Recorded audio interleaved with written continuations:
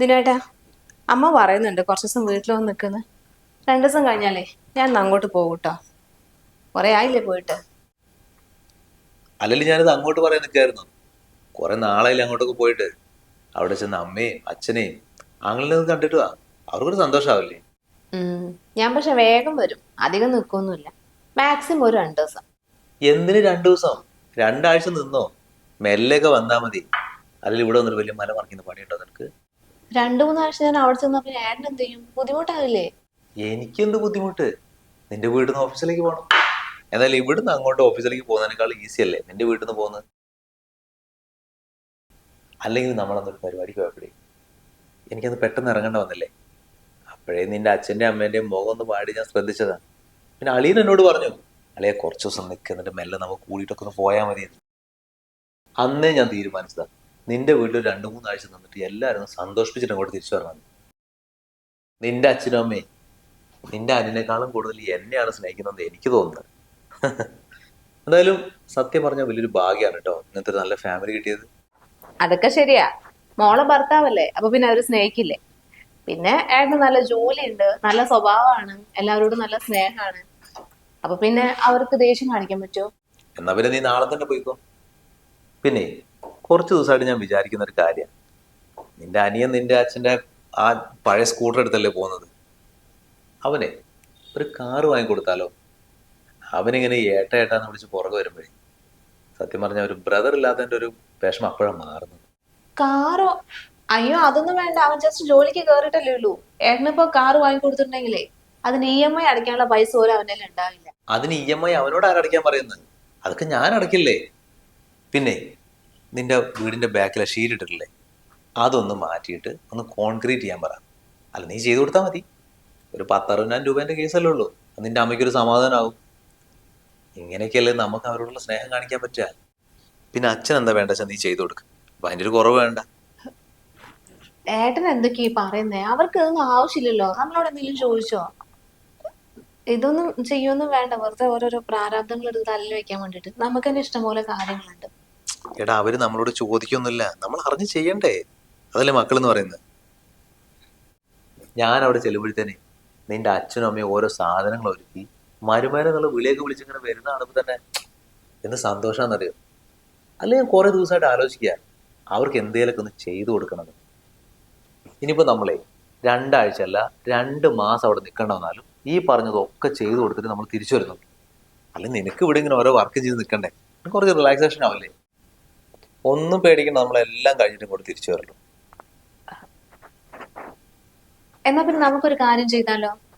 നമുക്കേ അമ്മയെ കുറച്ച് ദിവസം നമ്മുടെ വീട്ടിൽ കൊണ്ടുവന്ന് നിർത്തിയാലോ? അതെന്തിന്?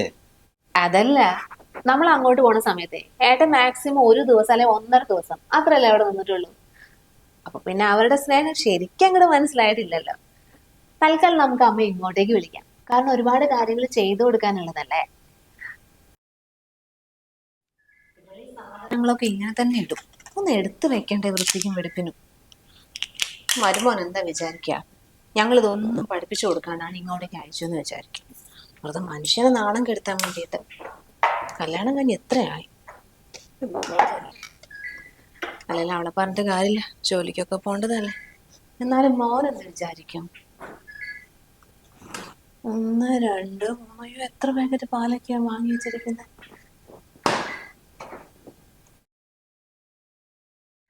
എന്നാ പിന്നെ ഇത് എടുക്കാന്ന്. മോനെ, മോൻ രാവിലെ എന്താ കഴിക്കുന്നേ? ചായയാണോ അല്ലെങ്കിൽ അമ്മ കുറച്ച് ഹോർലിക്സ് ഇട്ടിട്ട് പാലെടുക്കട്ടെ? എനിക്ക് ചായ മതി അമ്മേ. ആയിക്കോട്ടെ.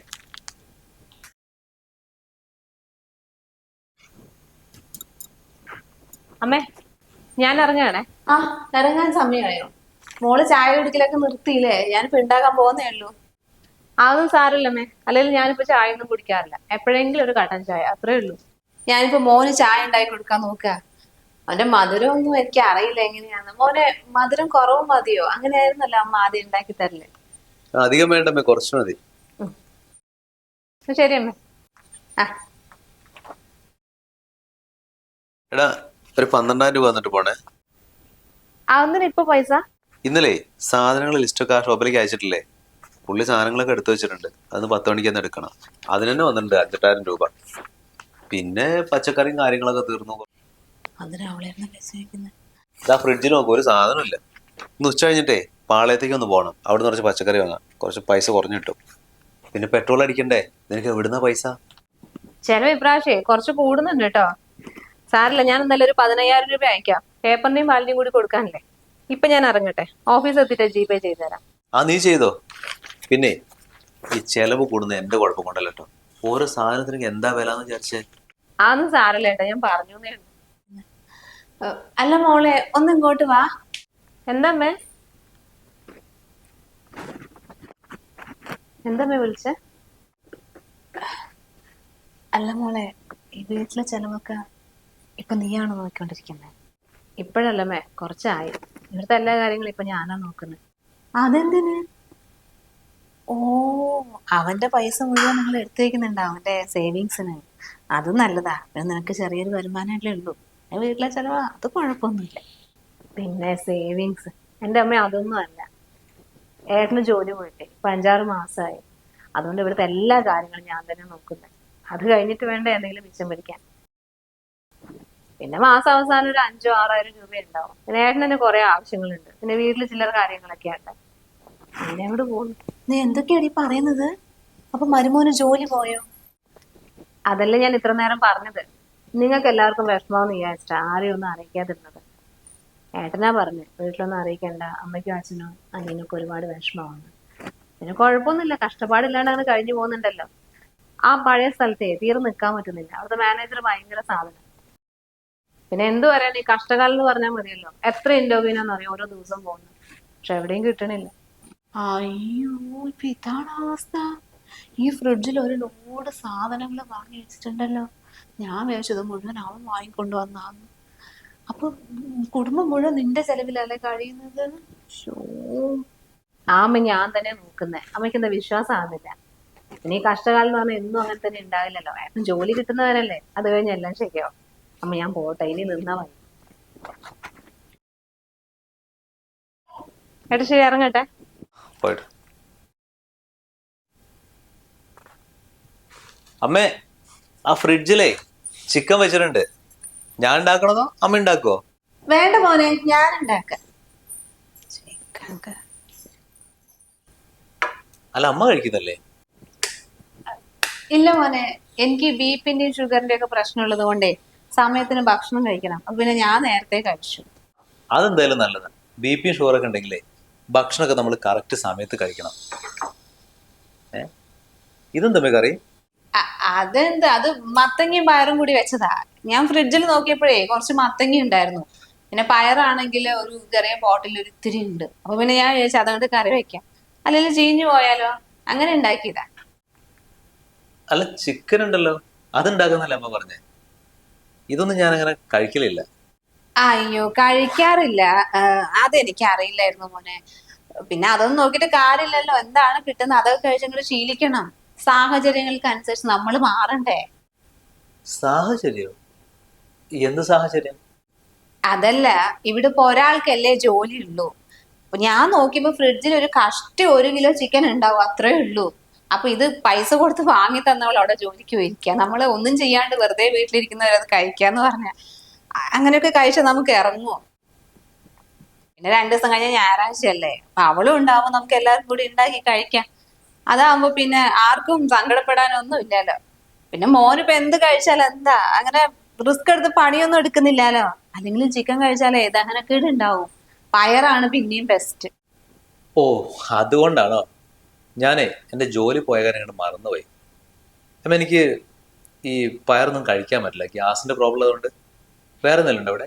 എന്നാ പിന്നെ മോൻ കുറച്ച് വെള്ളം എടുത്തിട്ട് ഉപ്പിട്ട് കഴിച്ചോട്ടോ. വേറെ കറിയൊന്നും ഞാൻ ഉണ്ടാക്കിയിട്ടില്ല. എനിക്ക് എന്തോ ഒരു കൈവേദന പോലെ.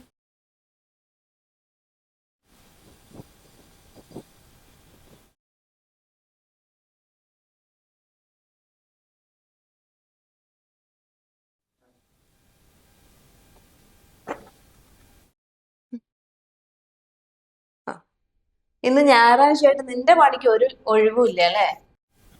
കുറച്ച് തുണി മടക്കി വെക്കല്ലേ അമ്മേ? അതന്നെയാ പറഞ്ഞത്. തുണി മടക്കല്, തുണി അലക്കല്, ജോലിക്ക് പോകല്, കുടുംബത്തിലെ ചെലവ് നോക്കലെല്ലാം ഭാര്യ. ഭർത്താവ് എന്ന് പറയുന്ന ഒരുത്തൻ വെറുതെ ഇവിടെ ഇരുന്നിട്ട് മിണ്ടാതിരുന്ന് ഭക്ഷണം കഴിക്കുക, പേപ്പർ വായിക്കുക, ചായ കുടിക്കുക. എനിക്കിതെല്ലാം കൂടി കണ്ടിട്ട് അതിനെന്താമ്മേ, ഇത്രയും കാലം ഞാനും ഇങ്ങനെ വെറുതെ ഇരുന്ന് ഭക്ഷണം കഴിച്ചുകൊണ്ടിരുന്ന തന്നെയല്ലേ. ഏട്ടൻ മാത്രമല്ലായിരുന്നു തുടക്കത്തിൽ ജോലിക്ക് പോയിക്കൊണ്ടിരുന്നത്. എനിക്ക് ജോലി ഇപ്പോഴല്ലേ കിട്ടിയത്. ഇതിപ്പോ ഏട്ടന്റെ ജോലി സ്ഥലത്തെ അതിന് മാത്രം പ്രശ്നങ്ങളുണ്ട്, തീരെ പിടിച്ചു നിൽക്കാൻ പറ്റുന്നില്ല. അതുകൊണ്ട് ഞാൻ തന്നെ പറഞ്ഞു, മതി നമുക്ക് വേറെ എന്തെങ്കിലും നോക്കാന്ന്. പിന്നെ പുതിയത് കിട്ടണ്ടേ. എന്തായാലും 1-2 മാസത്തിനുള്ളിൽ ശരിയാകും. അതോടെ ഈ പ്രശ്നങ്ങളൊക്കെ തീരും. ഓ, നിനക്ക് എന്ത് പറഞ്ഞാലും അവൻ ഇത്തിരി സപ്പോർട്ട് ചെയ്ത് കൂടുതലാ. ഇതൊന്നും അറിയാണ്ട് അവൻ അവിടെ വന്ന് കേറുമ്പോ ഞങ്ങൾ കൊടുത്തൊരു ബഹുമാനം. അവനാണെങ്കിൽ അളിയാന്ന് പറഞ്ഞ് പുറകെ പോകും. നിന്റെ അച്ഛനോ മോനേന്ന് പറഞ്ഞാൽ ഇങ്ങനെ തേരും പാലും അങ്ങോട്ട് ഒഴുകും. ഞാനും വന്നിട്ട് മോനെ ചായ വേണോ ഹോർലിക്സ് വേണോ എന്ന് പറഞ്ഞ് പുറകെ നടക്കും. എനിക്കിപ്പോ അതൊക്കെ ആലോചിക്കുമ്പോഴാണ്. അങ്ങനെ ജോലി ചെയ്യാൻ മടിയുള്ള ഒരാളൊന്നും അല്ലല്ലോ. നല്ല ഹാർഡ് വർക്ക് ചെയ്യുന്ന മനുഷ്യൻ തന്നെയാണ്. പിന്നെ കയ്യിൽ പൈസ ഉള്ള സമയത്ത് വീട്ടിലേക്ക് വേണ്ടിയിട്ടും എനിക്ക് വേണ്ടിയിട്ടും ഇഷ്ടംപോലെ കാര്യങ്ങൾ ചെയ്യുന്നുണ്ട്. എന്നോട് പറഞ്ഞിട്ടുമുണ്ട്, നീ അമ്മേന്റെ ഇത്ര പൈസ കൊടുക്കണം, അച്ഛന് പൈസ കൊടുക്കണം, അവരെ ബുദ്ധിമുട്ടിക്കരുതെന്ന്. അതുകൊണ്ട് ഇപ്പൊ കുറച്ച് മാസത്തേക്ക് ജോലിയില്ല, കയ്യിൽ പൈസ ഇല്ലാന്ന് വിചാരിച്ചിട്ട് ഇങ്ങനെ അമ്മയ്ക്ക് ബഹുമാനക്കുറവ് തോന്നേണ്ട കാര്യമൊന്നുമില്ല.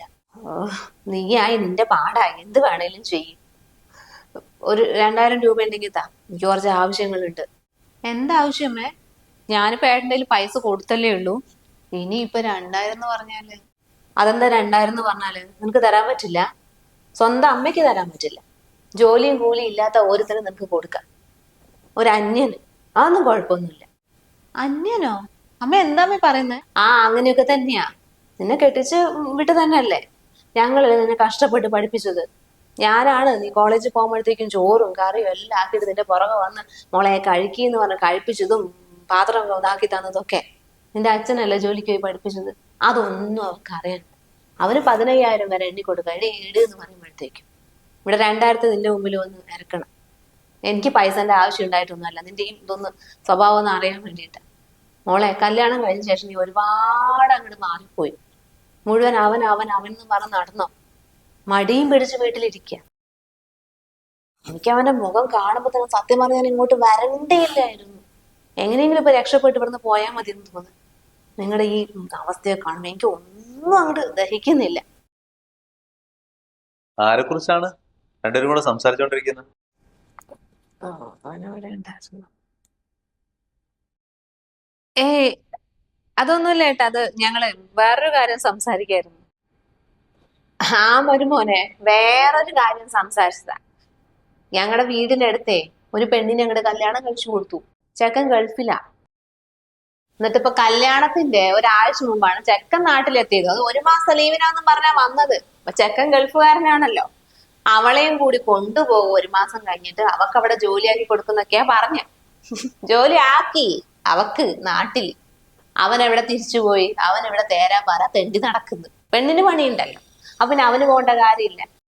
അപ്പൊ ചെക്കന്റെ കുടുംബത്തിനെയും കുടുംബക്കാരെയും ചെക്കന്റെ ചെലവും എല്ലാം ഈ പെണ്ണാണ് നോക്കുന്നത്. പാവ അവിടെ എവിടെയോ കടയിലോ എന്തിലോ പണിയെടുത്തിട്ട് ആ കിട്ടണ ശമ്പളം കൊണ്ട് ഇവന്റെ അന്തസ്സിനൊന്നും ഒരു കുറവുമില്ല.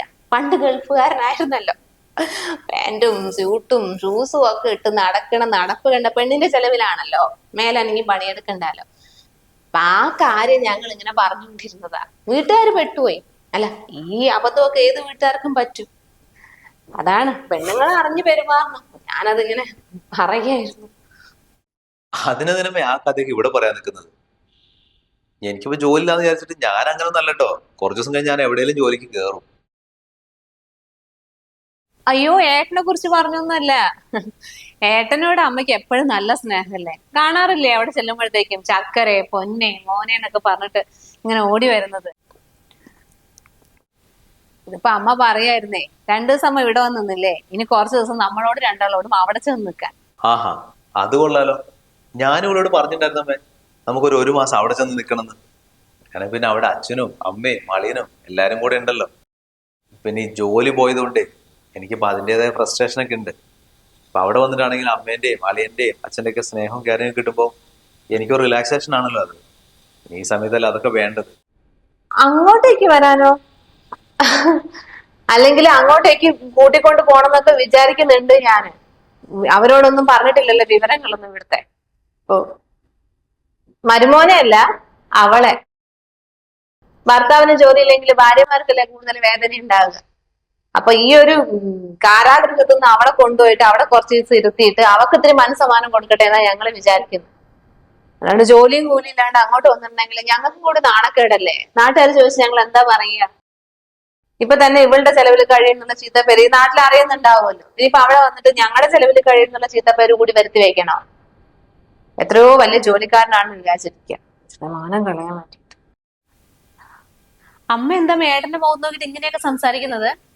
ജോലി ഇല്ലാന്നേ ഉള്ളൂ, പക്ഷെ മോളെ ഭർത്താവ് തന്നെ എപ്പോഴും ആ ഒരു ബഹുമാനത്തിന് വേണ്ടി സംസാരിക്കാൻ. ഡീസന്റ് ആകേണ്ട അടുത്ത് ഡീസന്റ് ആകണം.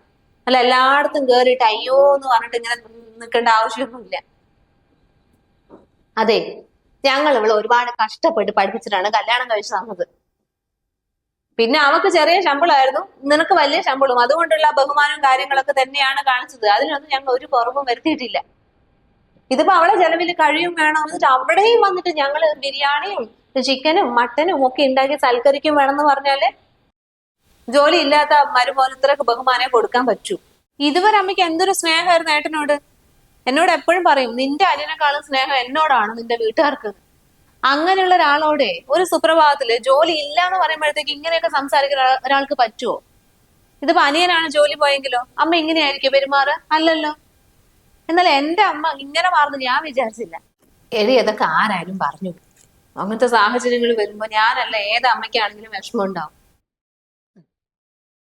എന്തായാലും ഇത്രയൊക്കെ ആയ സ്ഥിതിക്ക് ഏട്ടൻ കുറച്ച് കാര്യങ്ങളൊക്കെ ചെയ്തു കൊടുക്കാന്ന് പറഞ്ഞിട്ടില്ലേ, ആ കാര്യങ്ങളൊക്കെ നമുക്ക് സമയം വഹിക്കാണ്ട് അങ്ങോട്ട് ചെയ്താലോ. ഇനി എന്ത് കാര്യങ്ങള്? അത് വേറൊന്നല്ലമ്മേ, എനിക്കൊരു ആഗ്രഹം ഉണ്ടായിരുന്നു അവിടെ വന്നിട്ടേ. ഇതിപ്പോ അളിയന് ജോലി കിട്ടിയിട്ട് കുറച്ചല്ലേ ആയിട്ടുള്ളൂ. അപ്പൊ അവൻ അച്ഛൻ്റെ ആ പഴയ ബൈക്ക് എടുത്തിട്ടില്ലേ പോണെ, അവനൊരു കാറ് വാങ്ങി കൊടുക്കണം. പിന്നെ മഴ പെയ്യുമ്പോൾ നന്നായിട്ട് ആ വെള്ളമൊക്കെ വരുന്നില്ല ബാക്ക് സൈഡിൽ ആ ഷീറ്റിട്ട്, അതൊക്കെ ഒന്ന് മാറ്റിയിട്ട് വാർത്ത് തരണം. പിന്നെ അവിടുത്തെ എന്തേലൊക്കെ ഇങ്ങനെ ചെയ്തു തരണം. ആഗ്രഹമൊക്കെ കാണും. ജോലി ഇല്ലാത്തവനാണ് ജോലി ഉള്ളവനെ കാറ് വാങ്ങി വെക്കാൻ നോക്കുന്നത്. അമ്മ എന്താ ഈ പിറുപിറുക്കുന്നത്? എന്താണെങ്കിലും മുഖത്ത് നോക്കി പറയേ. എടി ഞാന് പിറുപിറുത്തൊന്നും അല്ല. കാര്യങ്ങൾ പറഞ്ഞിട്ടുണ്ടെങ്കിൽ ആർക്കാണെങ്കിലും ഒന്ന് കൊണ്ടു. അമ്മ ഏട്ടന്റെ ജോലി പോയിട്ടൊന്നുമില്ല. ഞാൻ തന്നെ ഏട്ടനോട് പറഞ്ഞത് ജോലി പോയി എന്ന് പറ. അപ്പൊ പിന്നെ ഏട്ടനൊരു തോന്നല് നിങ്ങൾ എല്ലാവരും ഒരുപാട് അങ്ങനെ സ്നേഹിക്കുന്നുണ്ടെന്ന്. അപ്പൊ ജോലിയും കൂടി പോയി കഴിഞ്ഞാല് ആ ഒരു സ്നേഹവും സഹതാപവും വാത്സല്യവും കെയറിങ്ങും ഒക്കെ കുറച്ച് കൂടുതലായിട്ട് കിട്ടുമല്ലോ. അപ്പൊ ഏട്ടൻ പറഞ്ഞില്ലേ കുറച്ച് കാര്യങ്ങൾ ചെയ്യണമെന്ന്. അപ്പൊ അത് എത്രത്തോളം കൂടുതൽ ചെയ്യണമെന്ന് ഏട്ടന് തീരുമാനിക്കാലോ എന്ന്. അച്ഛനെയും അമ്മേനെയും അവനെയൊക്കെ ഞാൻ ഒരുപാട് സ്നേഹിക്കുന്നുണ്ട്, ഒരുപാട് കാര്യങ്ങൾ ചെയ്യുന്നുണ്ട്. പക്ഷെ ഏട്ടന് എത്രത്തോളം സ്നേഹം എല്ലാവരും ഇങ്ങോട്ട് കൊടുക്കുന്നുണ്ടെന്നേ അറിയാനുള്ളൊരു ചെറിയൊരു പരീക്ഷണം. അതിനു വേണ്ടിട്ട് ഞാൻ തന്നെയാ പറഞ്ഞു ജോലി പോയി എന്ന് പറയാൻ. അപ്പൊ മരുമോന്റെ ജോലി പോയില്ലേ? ഇല്ല, പോയില്ല.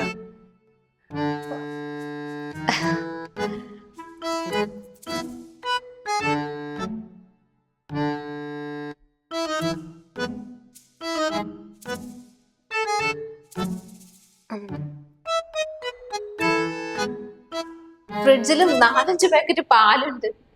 ഞാൻ പോയി ചായ എടുത്തിട്ട് വരാം. കുറച്ച് ചിക്കൻ കറി ഉണ്ടാക്കട്ടെ.